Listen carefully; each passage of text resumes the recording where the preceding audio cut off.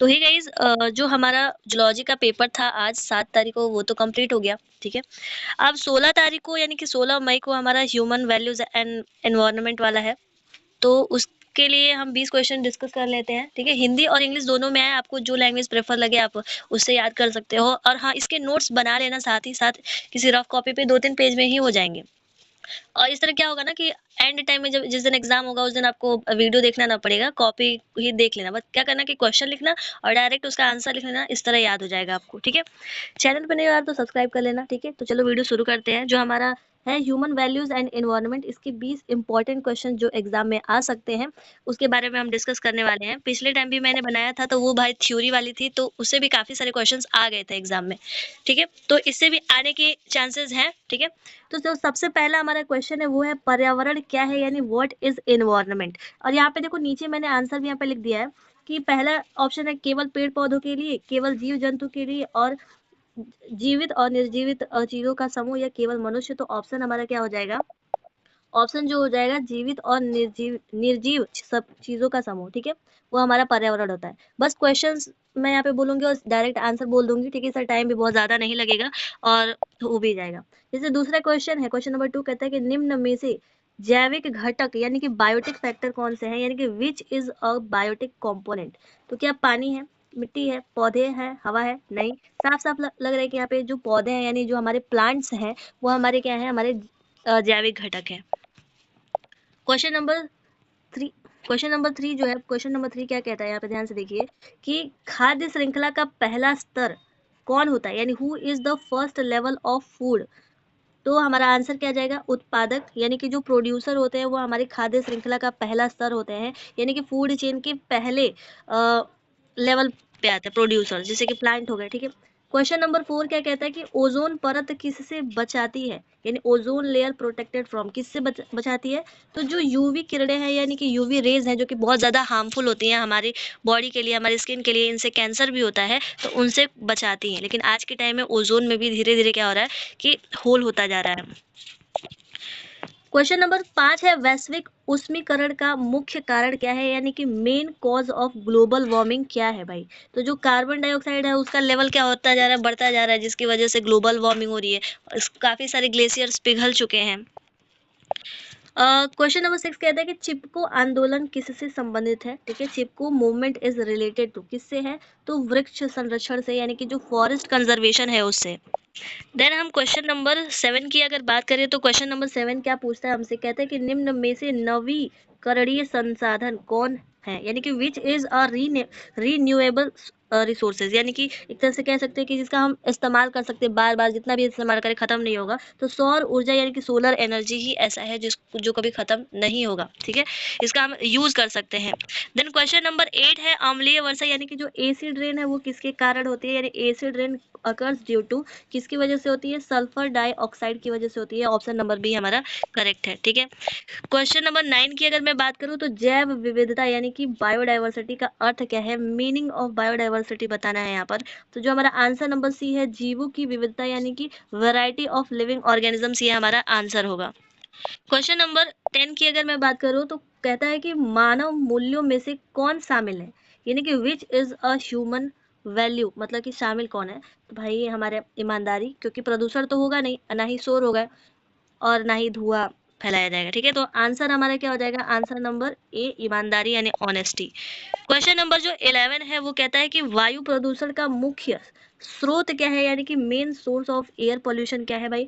बहुत ज़्यादा डिमांड हो गई है भाई गाड़ियों की, जिसकी वजह से और पेट्रोल डीजल की वजह से क्या होता है कि गैसेस निकलती हैं, रिलीज होती हैं, तो उसकी वजह से क्या होता है वायु प्रदूषण हो रहा है। और उसके साथ साथ ही ध्वनि प्रदूषण के भी कारक जो हमारे हैं वो वाहन ही है, ठीक है।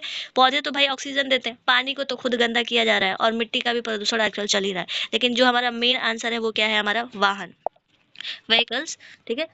देखो क्वेश्चन भी यहाँ पे आगे कि ध्वनि प्रदूषण किससे होता है, नॉइज पोल्यूशन किससे होता है। तो अब देखो यहाँ पे नॉइज पोल्यूशन यहाँ पे तेज हवा से होगा, लेकिन भाई जो हमारे व्हीकल्स हैं उनसे भी होगा, ठीक है, क्योंकि वहाँ पे पी पो उसी से ना हॉर्न बजाते हैं उस, ठीक है। तो एक आंसर वो भी ऐड कर लीजिएगा। क्वेश्चन नंबर 13 जो है वो कहता है 13 क्वेश्चन नंबर कि निम्न में से अपघटक कौन से हैं, यानी डीकम्पोजर, ठीक है। तो जो डीकम्पोजर होते हैं वो हमारे कवक होते हैं, जिसको हम फंगी भी कहते हैं, ठीक है।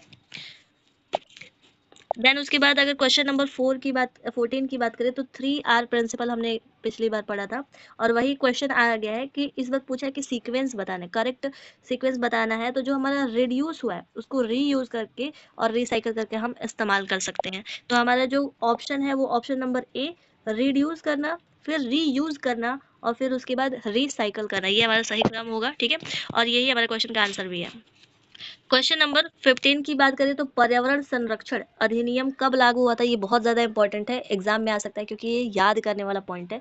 यहाँ पर एक डेट हमें याद करनी है। ठीक है, यानी पूछ रहा है कि एनवायरनमेंट प्रोटेक्शन एक्ट केम इन, तो कब लागू हुआ था, 1986 में। इस पे हैशटैग कर लो भाई, ये बहुत ज़्यादा इंपॉर्टेंट है, एग्जाम में आएगा ही आएगा। तो इस ये सबसे ज़्यादा अभी तक का जो हमने क्वेश्चन पढ़ा उसमें सबसे ज़्यादा इंपॉर्टेंट ये अभी है। वो भी क्वेश्चन आंसर इंपॉर्टेंट है, लेकिन सबसे ज़्यादा इंपॉर्टेंट है ये है क्योंकि भूल जाता है इंसान। ठीक है, क्वेश्चन नंबर 16 जो है, निम्न में से कौन मांसाहारी है ना, विच इज कॉर्निवोर। तो गाय तो होगी नहीं, बकरी है नहीं, ना ही हिरण है, तो इसमें ऑप्शन तो आराम से दिख रहा है हमारा शेर, जो हमारा कॉर्निवोर है यानी कि मांसाहारी है, मांस खाता है। क्वेश्चन नंबर 17 की बात करें तो जल प्रदूषण से कौन कौन सी बीमारी हो सकती है, which disease can occur due to water pollution. तो आंसर हो जाएगा हमारा हैजा। ठीक है, और आपको कमेंट करके ये बताना है कि जल प्रदूषण से हैजा के अलावा और भी कौन कौन से बीमारियां होती हैं, कम से कम 2 बीमारियों के नाम कमेंट में जरूर बताइएगा। ठीक है, क्वेश्चन नंबर 18 की बात करें जो सतत विकास है, सतत विकास का अर्थ क्या है, मीनिंग ऑफ सस्टेनेबल डेवलपमेंट। ठीक है, तो जो भविष्य को ध्यान में रखकर विकास किया जाए, ऐसा नहीं कि आज के ही टाइम में सोचा गया कि ये रिसोर्सेज हमारे पास अभी के टाइम में अवेलेबल है तो इनका इस्तेमाल हम ही कर लें, हम अपनी आगे आने वाली जनरेशन के लिए छोड़े ही ना, तो वो सतत विकास नहीं है। हम अपना डेवलपमेंट तो कर ही रहे हैं, लेकिन हमारी जो आने वाली जनरेशन है उसके लिए भी हम कुछ बना के रख रहे हैं, कुछ रख रहे हैं, मतलब स्टोर करके रख रहे हैं, तो वो हमारा क्या हो जाएगा, सस्टेनेबल डेवलपमेंट होगा। ठीक है, सतत विकास हो जाएगा। तो ऑप्शन नंबर बी जो है हमारा वो आंसर हो जाएगा। क्वेश्चन नंबर 19, खाद्य जाल क्या है, खाद्य जाल यानी कि जाल को इंग्लिश में वेब कहते हैं, खाद्य मतलब फूड, यानी व्हाट इज फूड। फूड क्या है, तो जो कई खाद्य श्रृंखलाएं होती हैं यानी कि फूड चेन, बहुत सारी फूड चेन मिलकर क्या बनाती है, खाद्य श्रृंखला बनाती है। तो जो हमारा ऑप्शन नंबर बी है वो सही हो जाएगा। लिखा भी है कि कई खाद्य श्रृंखलाओं का समूह यानी group of interconnected food chain. ठीक है, क्वेश्चन नंबर 20 जो कि हमारा लास्ट क्वेश्चन है बट नॉट द लीस्ट, क्योंकि अभी एक और दो वीडियो मतलब टोटल 3 इसकी वीडियोस होंगी, इससे 60-70 क्वेश्चन हो जाएंगे, तो थोड़ा एक कॉन्फिडेंस रहेगा कि हाँ भाई 40 क्वेश्चन एग्जाम में आने वाले हैं, उनमें से कोई भी ये क्वेश्चन हो सकते हैं। ठीक है, एक क्वेश्चन 2 मार्क्स का है तो ये आपको पता ही है। ठीक है, क्वेश्चन नंबर 20 क्या कहता है कि निम्न में से कौन सा गैर नवीकरणीय संसाधन है, यानी कि which is a non renewable resources. तो जो हमारा कोयला है भाई, कोयला।